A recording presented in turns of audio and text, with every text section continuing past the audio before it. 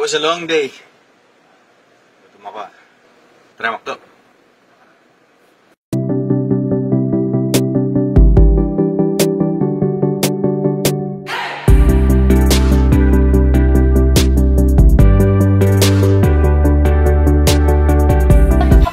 Right, good afternoon. At ating isa pong golden chicken curry.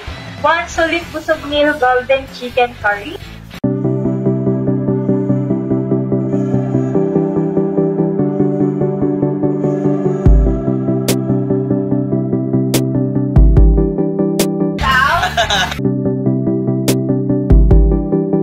Guys, grabe, hindi pa lang alam mo nang masarap.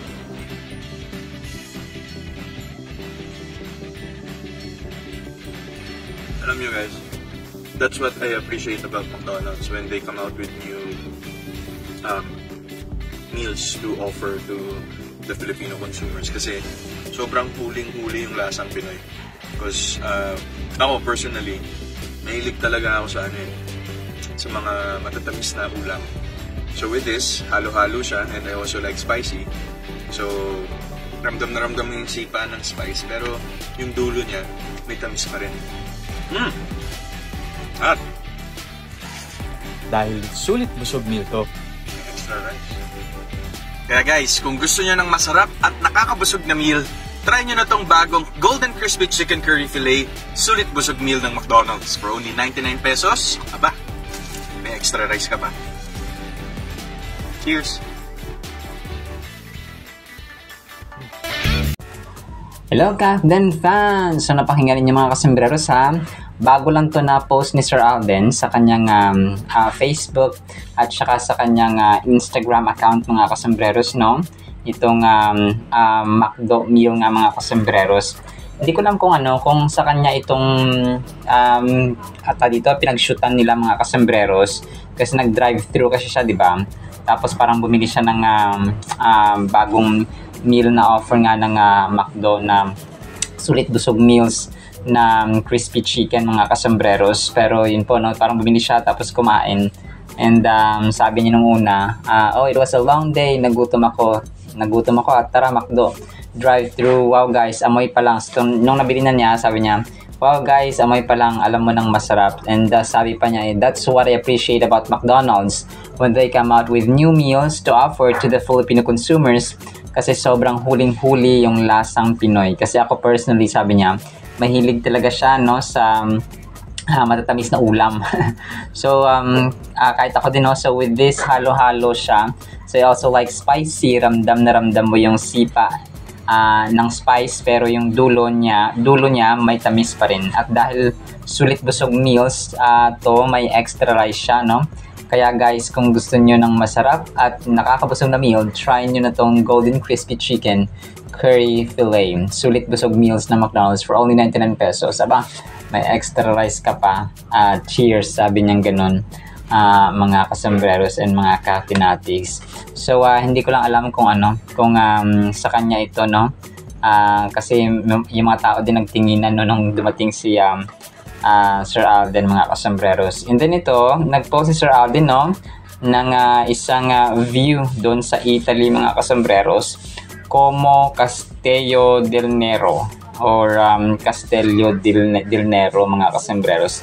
So palasyo ito, no, sa Italy, mga kasembreros. Isang mahalagang trademark or landmark siguro ito, mga kasembreros, doon sa overview siya, no, sa Italy, mga kasembreros. So parang Tagaytay view lang siya, no, pero malayo, mga kasembreros, yung bahay. Grabe, no? Sa malayo titingnan mo parang maliit lang siya, pero pag lapitan ng mansion na yan, mga kasembreros, no, kasi nga Castillo, mga kasembreros. And then ito, so next item natin, mga kasembreros, no, nag-post na isang admin. Ito yung time kasi yung niya dito, yung parang caption niya, yung kamay doon ni Sir Alden ay parang hindi na mahiwalay, no? Andun pa rin sa lap or sa paa ni Ma'am Catherine, mga kasembreros, habang sila may drinks. Parang ayaw nang himiwalay, mga kasembreros. And nakakatawa dito, yung nasa gilid niya, Catherine, no, parang sa left side niya, parang may hawig ni Daniel Padilla, mga kasembreros, no? Pero ito po ay part yata ng kanilang promo or production team, mga kasembreros. So, ang cute lang. Na-repost lang ng isang admin mga kasembreros, no? Na kung saan ay parang ayaw ng pakawalan ni Tisoy si Tisay mga walang mga aangkin yan. Be okay, no? Box Office King, walang aangkin yan. So, it's all yours, no? So, ganun. And then ito, yung white flower, may isa pa pala silang picture, no? Na parang sa photoshoot ni Sir Alden. Ay panibago ito mga kasembreros na picture niya, no? Na ibang suot mga kasembreros. White flower, Alden Mimi. Alden for white flower PH. Nakalagay dito mga kasembreros. Alden recharge your relief body. And then ito, si Ma'am Catherine, nag-post ng isang ang isang admin din na naka-orange si Ma'am Catherine mga kasembreros.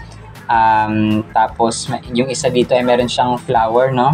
May bulaklak siya na parang white rose yata ito, no? Puting rosas mga kasembreros. Tapos yung isa nakaupo, yung isa nakatayo mga kasembreros. Pero if I'm not mistaken ay matagal na ito, no? Parang nirecall lang po ng isang admin mga kasembreros. So parang part ito ng previous or dati niyang endorsement mga kasembreros. And then ito, next item natin. So natatawa ako dito 14 hours ago, pinost ng ng Aldab Forever family. Grabe, no? Parang isipin mo, parang nadadaya na lang tayo na wala namang imposible na sila. Imposible na magkaroon ng Aldab ulit mga kasembreros. Aldab, you're the most precious person of my life. So, parang natatawa ako na ewan mga kasembreros. Attendance po tayo sa September 13. So, September 13 kasi yung parang iniisip na na merong people power din mga kasembreros apart from September 21. Pero ito po ay parang edited, no? Kuhang picture dati ng Aldab mga kasembreros, inedit lang nila mga kasembreros. Parang parang sa akin parang nakakadismaya yung mga ganito kasi syempre na may asawa na si Ma'am May Mendoza, tapos yung mga tao talagang hindi pa parang ayaw nilang putulin yung Aldab na sana respeto nilang sa tawag dito sa kasal ng Mr. and Mrs. Atayde, no? Na sina Ma'am May Mendoza nga at si Sir Arjo Atayde. Dito kasi naka-red sina Ma'am May Mendoza at saka si Alden. Tapos parang naka-jacket or sweater sila. Tapos parang edited ito, no? Nasa taas daw sila ng building, mga kasembreros and mga Cathinatics. So parang parang pinapaniwala pa nila yung tao na napaka-imposible na, no? Parang lang minsan nakaka-bad mood yung ganito, no? Parang pinapaasa nila yung tao na tapos may commitment na yung si Ma'am Mendoza nga. Tapos parang pinipair-pair pa nila mga kasembreros na binubuhay nila na as in wala na naman. Parang in-explain na lahat-lahat na kinasal na si Ma'am Mendoza, pero andyan pa rin sila, buhay pa rin sila mga kasembreros. Hindi ko ma-explain, no? Pero yaan na. And then ito, so last item natin mga kasembreros, no? Parang edited lang din ito, no? Naka-black suit at saka naka-white si Ma'am Catherine at saka si Sir Alden mga kasembreros. So yan po ang ating last item mga kasembreros. So actually, no, yan lamang po sa ating Katin items. Sana po ay pakinggan po natin ang Word of God. Today is September 13, 2025. Thank God at bumalik na yung ating wifi, no? Maraming salamat sa Panginoon at naibalik na po at naayos mga kasembreros. Sana po ay pakinggan po natin ang Word of God and blessed evening po sa bawat isa. At para po sa ating Word of God ay sobrang ganda po nito mga kasembreros. Ang title po, Ang Uri ng Leader. Proverbs 29 verse 2, When the righteous are in authority, the people rejoice, but when a wicked man rules, the people groan. So ito ay napaka-relevant today, no, mga kasembreros, kasi hindi lamang dito sa ating bansa tayo ay nagsasuffer ng political crisis, kundi sa ibang bansa rin po mga kasembreros. So specifically, no, ito pong verse sa Proverbs, no, 29 verse 2 mga kasembreros ay kinukumpara yung dalawang uri ng pinuno o dalawang uri ng leader mga kasembreros. So yung makatarungan, yung righteous, tapos yung wicked mga kasembreros or yung taong masama. So of course, no, kapag nasa authority daw, kapag nasa otoridad or nasa government mga kasembreros na namumuno, ay righteous, ang mga tao po ay nagre-rejoice, no, nagsasaya mga kasembreros, habang kapag ang tao naman or ang leader ay masama, ang tao ay namimighati, no, talagang umiiyak at saka problemado mga kasembreros, grieving and groaning. So napaka-crucial nito, no, kasi kahit sa bahay natin, pag yung magulang natin hindi sila wala silang relationship sa Panginoon or hindi sila madisiplina, kasi ako talaga witness ako ng mga uri ng pamilya na pinapalaki sa disiplina na may pag-ibig at saka sa hindi pinalaki sa disiplina at saka sa pag-ibig. May mga tatay, may mga nanay na puro disiplina, puro saway, puro disiplina, puro saway, pero hindi naramdaman ng bata yung pag-ibig. Okay? Whereas yung pamilya naman na may disiplina ngunit may pagmamahal, parang kailangan ipaintindi mo sa bata ba na dinidisiplina, mahal sila ng kanilang mga magulang, kaya sila dinidisiplina. So ganun din po ang ating leader in general. Although ibang emphasis, ibang affection, ibang uri ng love and authority ang gagawin ng isang leader. And to tell you honestly, napakabihira po ng leader ngayon na makikitaan ng totoong pagmamahal, no, sa country, sa bansa, sa mga tao, sa mga ordinaryo at saka ultimong mamamayan, mga kasembreros. So napakadalang, no, na mga ganong tipo ng leader, mga kasembreros at pinuno, kasi ngayon talaga parang nakita talaga natin nasisilaw sila halos karamihan ay nasisilaw sa pera, nasisilaw sa datong, mga kasembreros, no, at saka sa posisyon. So talagang let's continue praying for our country, mga kasembreros. Proverbs 29:2 delves into the crucial role that leadership plays in shaping the welfare of a community. It draws a clear distinction between the outcomes brought about by righteous and wicked leadership, highlighting the profound impact that those in positions of authority have the collective well-being of a society. So, maraming mga government leaders, ang okay naman sila nag-umpisa, no? Yung welfare nila, yung kanilang goal, yung kanilang objective ay para talaga sa masa, para talaga sa tao. Pero nung na-impluwensyahan na sila, kasi damay-damay niyan damay-damay niyan, mga kasi parang nasa kumpanya ka, no? Kasi lahat gumagawa nito, so ikaw rin gagawa ng ganyan, mga kasembreros, kasi ginagawa naman pala. Parang siya parang naging trend na, parang nag-ugat na siya doon sa mismong system, no? Sa system, mga kasama sa sistema. Kung narinig natin parati yung bulok na sistema, yung corrupt na sistema, yung masamang sistema, yung gahama na sistema, yung selfish na sistema, yung pagiging sakim na sistema. So, isa lang yun, mga kasembreros, no? Nag-ugat yung lahat sa kanilang pagiging sakim sa pera. Yung pera itself is not evil, okay? But the love of money is the root of all evil, mga kasembreros. So, ganun po siya.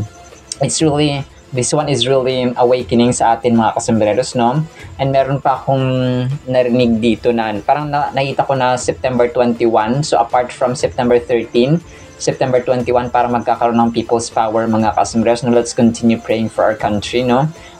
Talagang tayo po ay ang mga Pilipino po ay hindi po sila awaken na tayo sa mga katotohanan. So let's continue praying for peace, no, na hindi maghari ang batas militar, no, kasi mahirap kapag nagkaroon po ng martial law, mga kasembreros. When the verse speaks of the righteous being in authority, it refers to individuals who uphold God's principles of justice, fairness, and righteousness. So yun, kasi ganito yun, mga kasembreros, yung mga nasa leadership, nasa government natin, bago pa sila nailuklok dyan sa posisyon nila ngayon, parang part na yun ng God's plan. Tapos, kung hindi nila ginawa yung kanilang, tungkulin ng maayos, malaking sagutin din nila yun sa Panginoon. Okay? Sa Judgment Day, or kahit nasa ngayon, no, may naano ko yung isang statement ng isang politiko, and which is tama, natimbang ko siya, mga kasembreros. Yung flood control projects natin, no, sa bansa, parang hindi ba kayo nagtataka na sunod-sunod na dumaan yung bagyo, yung yung baha, mga kasembreros, sa Manila and any other parts of the Philippines, especially sa Luzon? Hindi ba kayo nagtataka sabi niya, may nakialam yung nasa taas. Ibig sabihin, he was referring to God. Nagalit na si Lord, sabi niya ganun. Kung kaya nagpadala siya ng mga bagyo, nagpadala siya ng baha to awaken the Filipino community. So, sabi ko tama, no? Kasi hindi mo isipin na kapag hindi malalantad yung katotohanan about flood control projects nung hindi bumaha. Okay? So, dahil maraming apektado, maraming so doon na naungkat, no? So, sometimes God is using disasters and calamities to awaken and to redirect. Kumbaga pa, mali na yung landas, mali na yung sistema, mali na yung ginagawa ng tao, mali na yung ginagawa ng mga nasa posisyon. So, kung kaya nagpadala siya ng baha, nagpadala siya ng bagyo, nagpadala siya ng ulan, mga kasambreros to open the eyes, no, of the people especially involved doon sa flood control projects. Grabe, no? And naggumamit siya ng mga tao din na sa ating mga leaders, no, na iba mga kasambreros, sa mga senators, sa mga congressmen na talagang nandoon para sa welfare ng masa. May mga kumapanawa sila ba, no, sa kalagayan ng mga mamamayang Pilipino, especially yung mga ordinaryong mamamayan, yung mga pumapasok sa kumpanya, pumapasok sa trabaho, mga construction workers, mga empleyado sa mall, mga trabahante sa markets, and so on, mga kasambreros, yung mga nag-aaral, no, lalo na po yung mga nag-aaral, estudyante, mga kasambreros, talagang nakakaawa. Naka-uniform sila pero kailangan nilang lumusong sa baha, mga kasambreros.